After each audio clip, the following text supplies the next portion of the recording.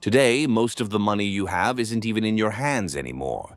It lives in an app, a string of numbers protected by passwords, biometrics, two-factor authentication, and dozens of security protocols. The logic is simple. The more secure, the better. Some people keep their fortunes in armored vaults, in tax havens, in banks, with lead doors and 24-hour surveillance. But what if I told you that there is a place where money is out in the open, with no safe, no walls, no alarm, where a family's wealth is displayed in the backyard without a lock? And no, we're not talking about gold bars or buried pirate treasure. We're talking about stones. Although it seems hard to believe, there is a place that uses stones as money. And amazingly, they are worth more than gold. They have been used to pay for houses, dowries, and compensation. And it's not just monetary value. These stones carry stories, stories of family, power, tragedy, and conquest. Today, Bello Mundo will take you to Yap, an isolated island in the middle of the Pacific, a place where money doesn't fit in your wallet, where a single stone can be worth more than a car, a house, or even a life. Number 1. Location and geographical data. In the middle of the Pacific Ocean, there is a group of islands that seems to have stopped in time. No shopping malls, skyscrapers, or highways. The landscape is dominated by forests, wooden villages, calm beaches, and a silence that seems to whisper ancient stories. It is there, among more than 1,000 scattered islands, that the federated states of Micronesia are located. A country made up of 4 states, each with its own culture, language, and identity. Among them is Yap, the westernmost state of the group and also the most enigmatic. Yap is part of the Caroline Islands, a chain of islands stretching for thousands of kilometers, connecting pieces of land separated by sea, but connected by a long history of navigation and tradition.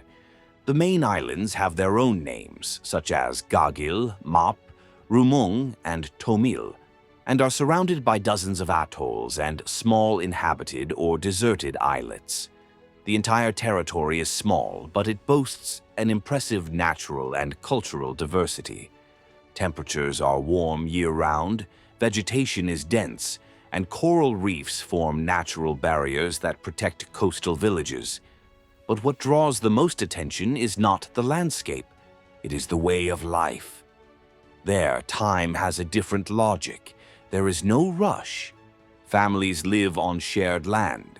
Important decisions are made by elders, and the economy does not revolve around credit cards or app balances. It revolves around memory, exchange, respect, and stone. Yes, stone. But we'll understand that better in a moment. Number 2. History. Long before modern maps, flags, and official names, Yap already existed as a crossing point.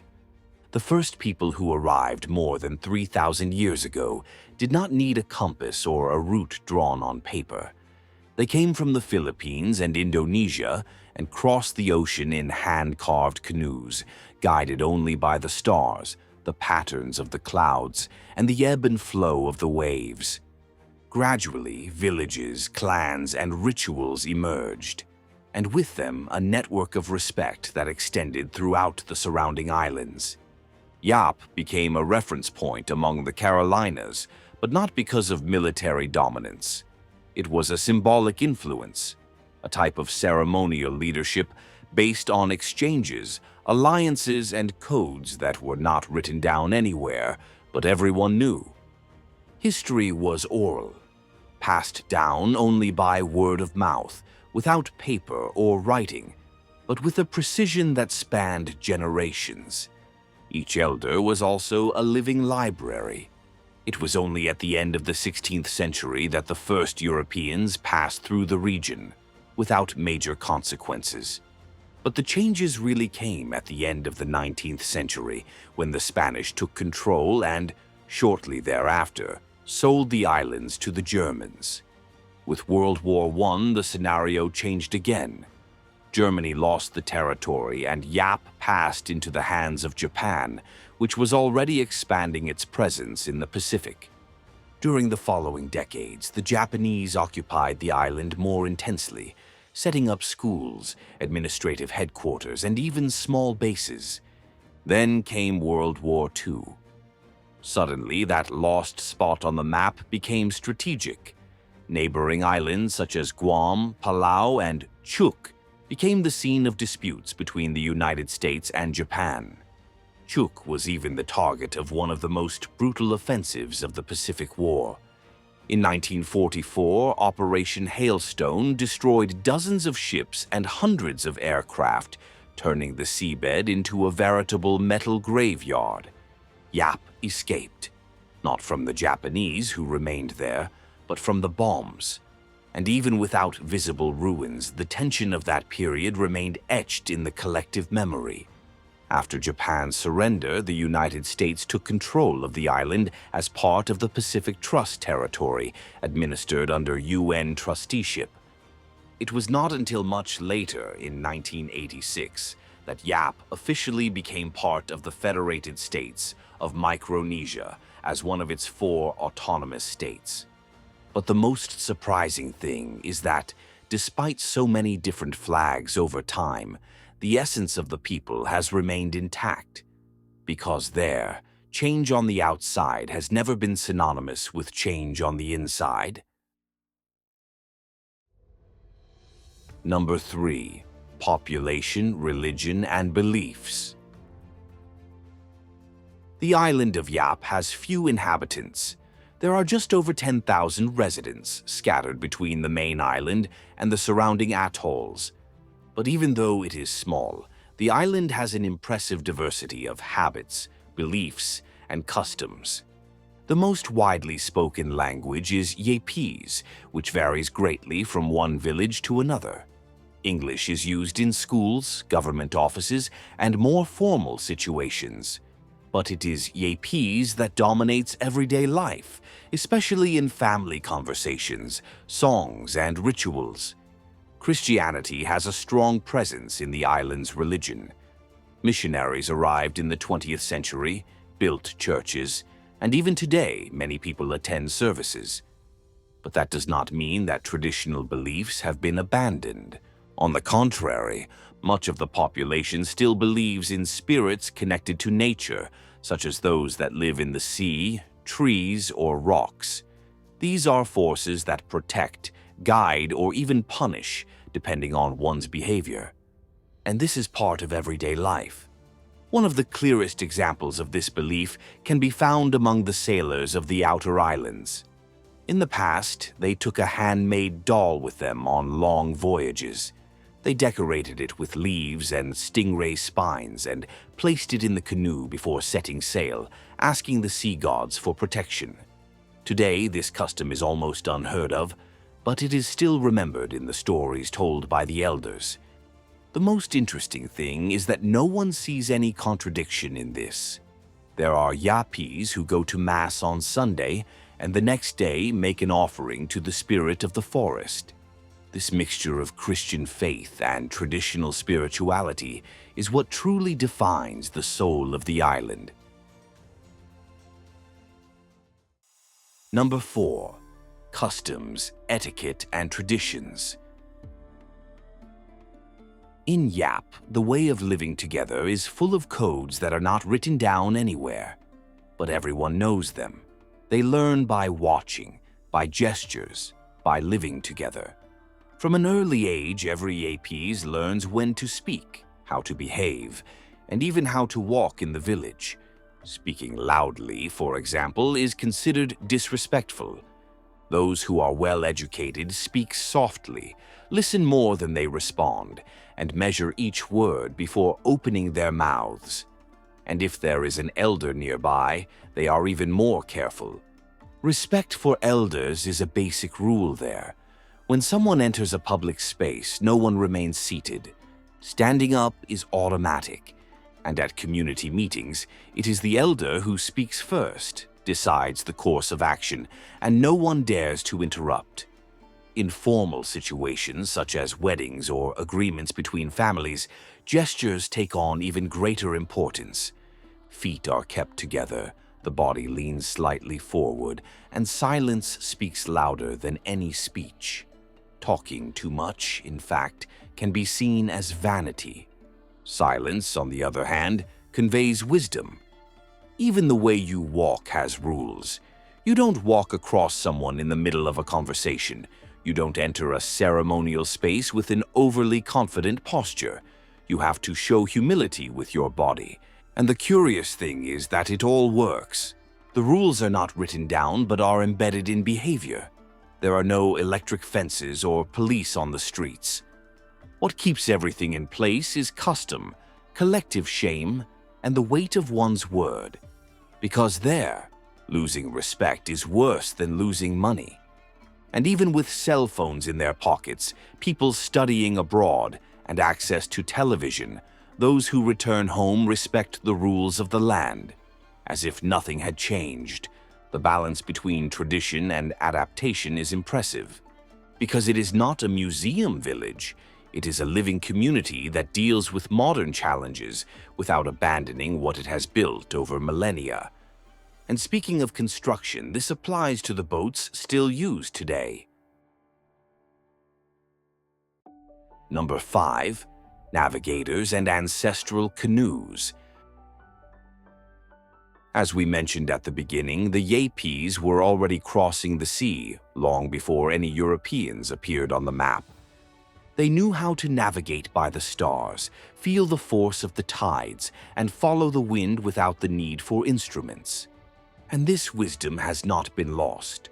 To this day, the island preserves the nautical tradition that helped shape its identity. Yap's navigators continue to build their boats, called proas, by hand. These are light, fast canoes with side stabilizers, perfect for long distances on the open sea. No engines, propellers, or GPS. The hull is carved from wood, the sails are made of simple fabric, and the entire assembly follows methods passed down from generation to generation.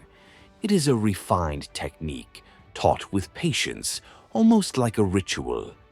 These boats are so efficient that every year, sailors from the island still retrace ancient routes to Palau, not for tourism or curiosity, but to keep alive the memory of a people who learned to navigate the ocean long before the world created maps. And it is precisely within this ancient structure, where value lies in symbols and not on paper, that one of the most unbelievable monetary systems in existence today will be born. Number 6. Stone money. Almost everywhere in the world, money began in the same way: scarcity.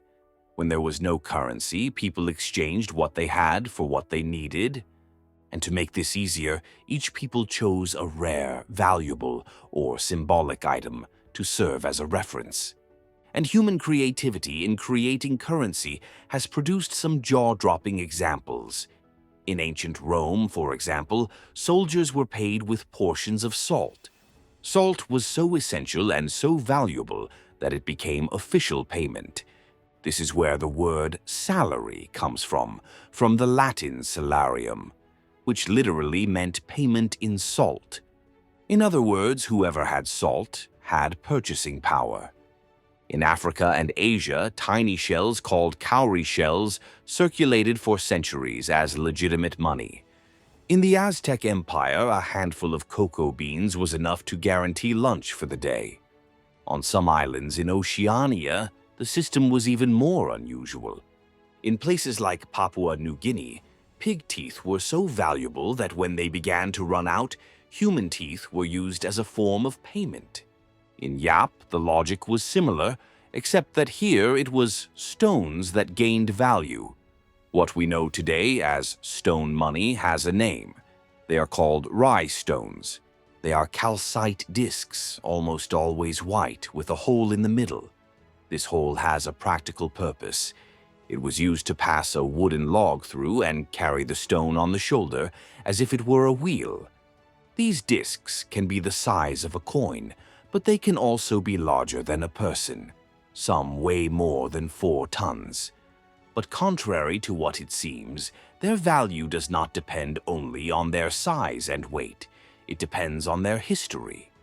The origin of this tradition is ancient, and no one knows exactly when it began, but it gained momentum between the 18th and 19th centuries. The islanders sailed to Palau, hundreds of kilometers away, in search of a type of limestone that did not exist in their territory. Carving a stone and bringing it back was a long, dangerous journey full of obstacles, and the more difficult the mission, the greater the prestige of the stone. When the Navigators returned, they were welcomed as heroes. The villagers gathered, the leaders evaluated each piece, and the largest ones were kept by the chiefs. After that, the stones were given a name, sometimes that of the leader himself, sometimes that of someone important in the clan, and began to circulate as currency. And most impressive of all, they are still used as a form of payment in specific situations. Number 7. How stone money works. Unlike any other currency in the world, rice stones do not circulate.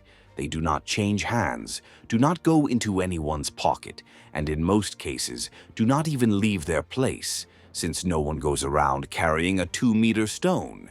Instead, when a transaction occurs, for example, a marriage dowry or the purchase of land, those involved publicly announce that ownership of that stone has changed. The currency stays where it has always been, but everyone knows who the new owner is. Nothing is written down, no paper needs to be signed. Accounting is oral, collective, ancestral, and it works. It even works as a security system, because even if someone wanted to steal one of these stones, their size would make it practically impossible. People have tried, but it's like trying to run away with an entire monument. Everyone sees it, everyone knows. Over time, these stones have taken on an even more symbolic role. Today, they are used on special occasions: weddings, land division, family reconciliations. When a relationship ends in conflict, a stone can seal an apology. When a promise needs strength, it becomes a guarantee. And in the most extreme cases, such as tragedies involving the intentional death of someone in the community, a stone is offered as reparation. That's when a stone is worth a life. In several villages, the stones are displayed in a collective space, as if they were an open-air bank, a place where people meet, do business, and sometimes hold ceremonies. Even with the arrival of the dollar, apps, and tourism, the stones remain there, untouched, heavy, visible, and yet they are loaded with a value that no modern bank can measure. In Yap, you can literally stumble upon someone's wealth. But no one minds, because there, what really matters is the trust that the community places in what has been built together. Stone by stone, generation by generation. And so we end our journey for today. What did you think of these curiosities? Did you already know about this place? Tell us in the comments. And if you enjoyed learning about this place where every stone is worth more than gold, leave a like, subscribe to the channel, and turn on the bell. Thank you for joining us here, and see you on the next adventure through our Bello Mundo.